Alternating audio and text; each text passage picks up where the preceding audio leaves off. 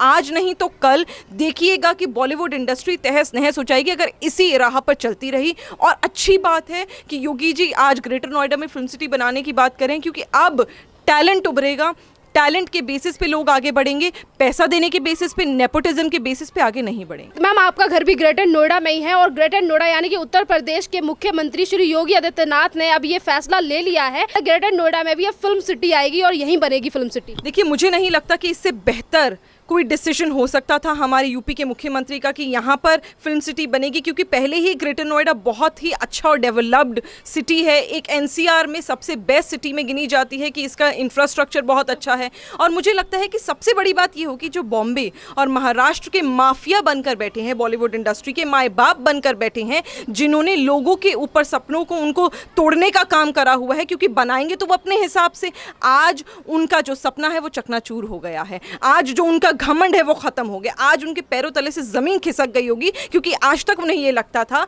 कि वो बॉलीवुड माफिया को रूल करते हैं, वो बॉलीवुड इंडस्ट्री को रूल करते हैं। आज उन्हें पता है, और उन्हें पता है, इतने बड़े बड़े एग्जाम्पल्स उन्होंने बीजेपी की सरकार में देखे कि 370 हटाया गया, 35A हटाया गया, राम मंदिर हमारी सरकार में बना, ट्रिपल तलाक हमारी सरकार में हटाया गया। तो इस सरकार ने जितने भी बड़े डिसीजंस लिए हैं, इन डिसीजंस को देखते हुए आज कपकपा रहे होंगे बॉलीवुड के लोग, क्योंकि उन्हें यह समझ आ गया होगा कि अब जो वो माए बाप बनकर बैठे थे वो उनका सपना खत्म हो गया, क्योंकि अब भारतीय जनता पार्टी की सरकार, योगी जी की सरकार यूपी में फिल्म सिटी बनाएगी और आज जमीन से जुड़े हुए लोगों को, टैलेंटेड लोगों को बिना नेपोटिज्म के काम मिलेगा और वो खुशी से काम करेंगे, निडर होकर काम करेंगे और दोबारा सुशांत सिंह राजपूत कोई नहीं बनेगा। और मैम, यहाँ पर एक और बड़ी बात है कि जिस तरीके से देवेंद्र फडणवीस ने भी सरकार को लेकर कहा है, उन्होंने ये कहा था कि अगर यहाँ पे हम अलायंस में ना लड़ते शिवसेना के साथ तो आज हमारी सरकार होती है। बिल्कुल होती, इसमें कोई दो राय है ही नहीं। क्या सभी को नहीं मालूम कि फडणवीस जी ने कितनी शिद्दत के साथ, कितनी मेहनत के साथ चुनाव लड़ा?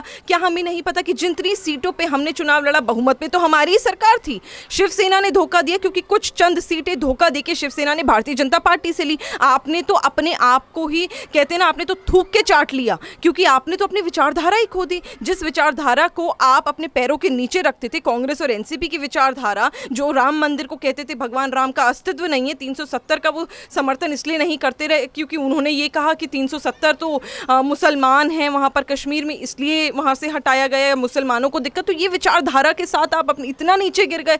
तो सभी को मालूम है कि महाराष्ट्र में अगर सरकार बनती, अगर हम शिवसेना के बिना लड़ते, तो हम वहाँ पर भारतीय जनता पार्टी की सरकार बनाते, देवेंद्र जी दोबारा मुख्यमंत्री बनते। और आज भी महाराष्ट्र की जनता जानती है, क्योंकि उन्होंने देख लिया। एक तो पहले आपने धोखा दे दिया, सुशांत सिंह राजपूत के लिए आप कार्रवाई नहीं करते, तो सबको पता चल रहा है ना कि आप अब वो सरकार बन चुके हो जहाँ पे सिर्फ आपको पैसे कमाने की होड़ है, जहाँ पर आपको सिर्फ ड्रग्स की होड़ है, और आपको ये होड़ है कि आपका पद बना रहे, आपकी इज्जत बनी रहे, आपकी शोहरत बनी रहे, आपकी शानो शौकत बनी रहे। मैम, कंगना ने भी ये कहा था कि अगर यहाँ पे बीजेपी की सरकार होती तो ये केस की अच्छी तरीके से इन्वेस्टिगेशन होती और न्याय भी मिल चुका होता। बिल्कुल होता ना, यही तो वजह है कि आज सीबीआई, ईडी, एनसीबी क्यों कार्रवाई कर रही है? इसीलिए कर रही है ना क्योंकि आपने, हमारी सेंट्रल गवर्नमेंट ने आदेश करा है, क्योंकि भारतीय जनता पार्टी, मोदी जी की सरकार ने बोला है।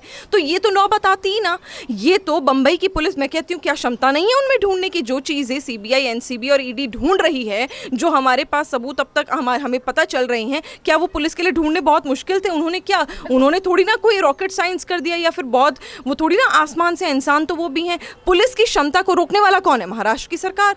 अगर आज भारतीय जनता पार्टी की सरकार होती, जब केंद्र सरकार के नेतृत्व में सीबीआई और ईडी अपना काम कर रही है, तो वहां भी बीजेपी की सरकार, देवेंद्र जी के नेतृत्व में, हम लोग पुलिस से ही इतने सबूत हमारे पास आ गए होते। और सबसे बड़ी बात, शायद इससे बेहतर हो जाता है, इसलिए क्योंकि ईडी, सीबीआई और एनसीबी तक केस आने में टाइम लग गया। रिया चक्रवर्ती और उनके सारे लोगों को मौका मिल गया कि एविडेंस को वो हैम्पर कर सके और खत्म कर सके। आज अगर बीजेपी की सरकार वहां पर होती तो ये तुरंत कार्रवाई होती और तुरंत वो एविडेंसेस को लिया जाता, पुलिस उनका ध्यान रखती, संज्ञान में लेती। लेकिन आज क्योंकि महाराष्ट्र की सरकार है, महाराष्ट्र के पॉलिटिशियंस खुद इन्वॉल्व हैं, तो अब क्या ही उम्मीद रखें? और मैम, यहाँ पे सवाल ये भी उठता है कि जिस तरीके से इन्होंने कोरोना की वजह से पूरा महाराष्ट्र बेहाल है, उसको लेकर ये कुछ नहीं बोलते, और सुशांत सिंह राजपूत का मामला हो या फिर दिशा सालियान का, उसको लेकर ये तमाम तरीके से इनके नेता सामने आ जाते हैं। कंगना को किस तरीके से बेइज्जत किया, संजय राउत हो या फिर अनिल देशमुख या फिर इनके अन्य प्रवक्ता, 50 तरीके की लैंग्वेज इनकी तरफ से यूज की जाती है। सवाल नंबर 2 ये भी उठता है मैम कि जिस तरीके से इनकी सरकार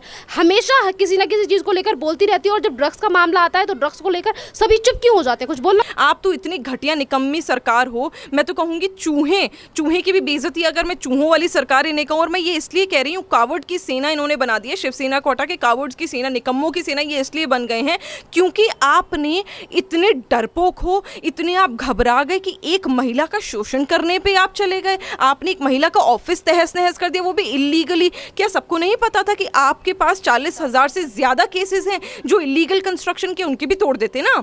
आज आपको कंगना रनौत की याद ऑल ऑफ अ सडन रातों रात कैसे आ गई? क्योंकि वो आपको पता चल गया एक्सपोज कर रहे, तो कितनी बेशर्मी करोगे, कितना अपने आप को जलील करोगे जनता के सामने। जनता जान चुकी है कि आपकी हैसियत कहीं से कहीं तक नहीं है, आप जलालत में जी रहे हो, और आपको पता है कि आज अगर जनता चाहे तो आपको एक्सपोज कर दे, बॉम्बे के लोग चाहे तो आपको एक्सपोज कर दे, पर हम आपकी इज्जत सिर्फ इसलिए कर रहे हैं क्योंकि लोग जानते हैं कि आज हम सीबीआई, ईडी, एनसीबी और भारतीय जनता पार्टी की केंद्र पे जो सरकार है उस पर भरोसा करते हैं और हम वेट कर रहे हैं।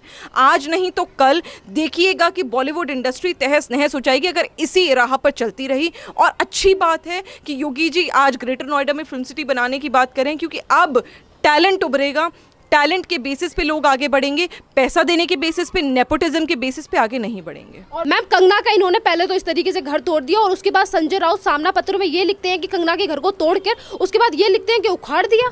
आप शब्दों से इतना आश्चर्यचकित हो रही हैं, बख्तम तो छोड़ देते हैं, शब्द तो इनके घटिया थे ही, इनकी तो नीयत घटिया है। मैं तो पहले ही कह रही हूँ, जो व्यक्ति रेप करके, एक मर्डर करके और गायब है, किसी बारे में सोच नहीं रहा। कंगना रनौत का ऑफिस आपने तोड़ दिया इलीगल कंस्ट्रक्शन की वजह से, आप कह रहे हो इलीगल तरीके से हाई कोर्ट आपको फटकार मार रहा है इलीगल तरीके से क्योंकि आपने तोड़ा, अब आप कह रहे हो उखाड़ दिया। कल को तो आप पता नहीं क्या क्या बोल दोगे। ऐसा ना हो कि अगला नंबर इनकी जो हिट लिस्ट है उसमें कंगना रनौत का चढ़ गया हो। कोई भरोसा नहीं है कि कंगना रनौत हिट लिस्ट में हो, कि आज नहीं तो कल मौका देके कंगना रनौत का।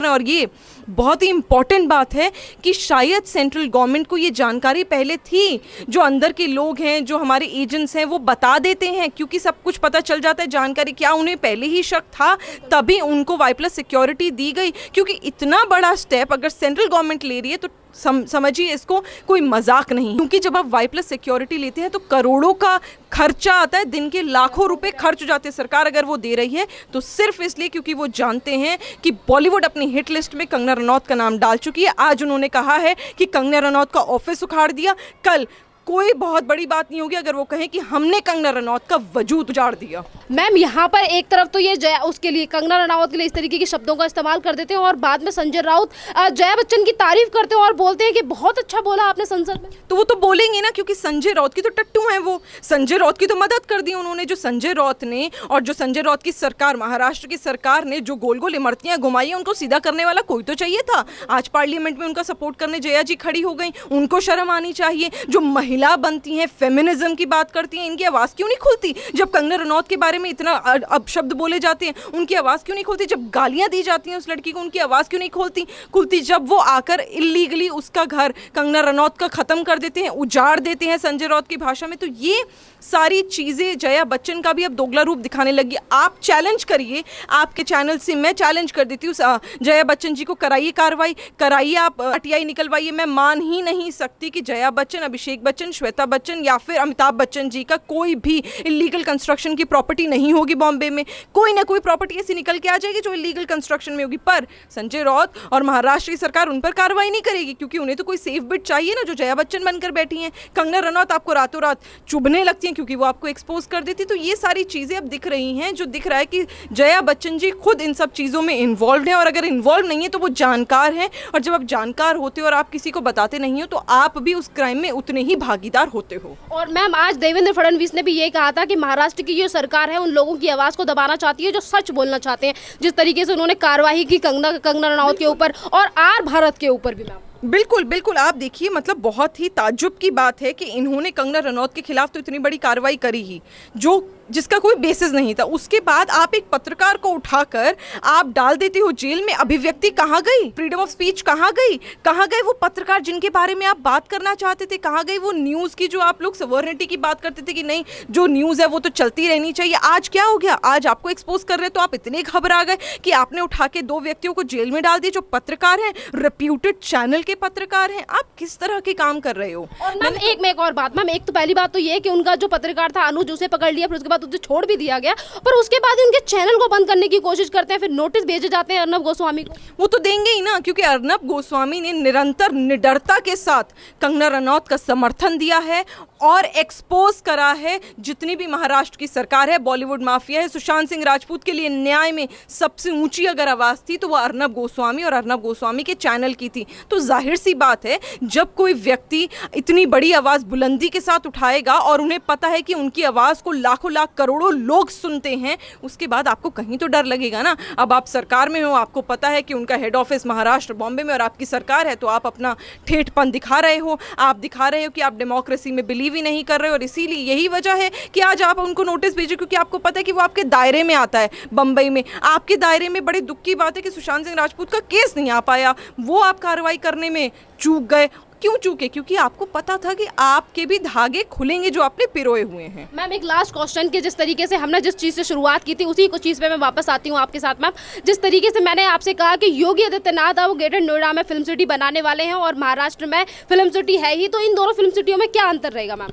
मैंने तो पहले ही कहा कि जो ग्रेटर नोएडा में फिल्म सिटी बनेगी ये ज़मीन से जुड़ी हुई होगी। यहाँ पर नेपोटिज्म नहीं चलेगा, यहाँ पर ड्रग माफिया नहीं चलेगा, यहाँ पर बॉलीवुड माफिया नहीं चलेगा, यहाँ पर पैसा नहीं चलेगा। यहाँ पर टैलेंट के बेसिस पे काम होगा। ज़मीन से कोई व्यक्ति उठकर आएगा तो उसे काम मिलेगा, प्रॉपर ऑडिशंस होंगे, एग्जैक्टली सुशांत सिंह राजपूत की तरह लोगों को काम मिलेगा। और सबसे बड़ी बात, किसी का मर्डर नहीं होगा। धन्यवाद मैम।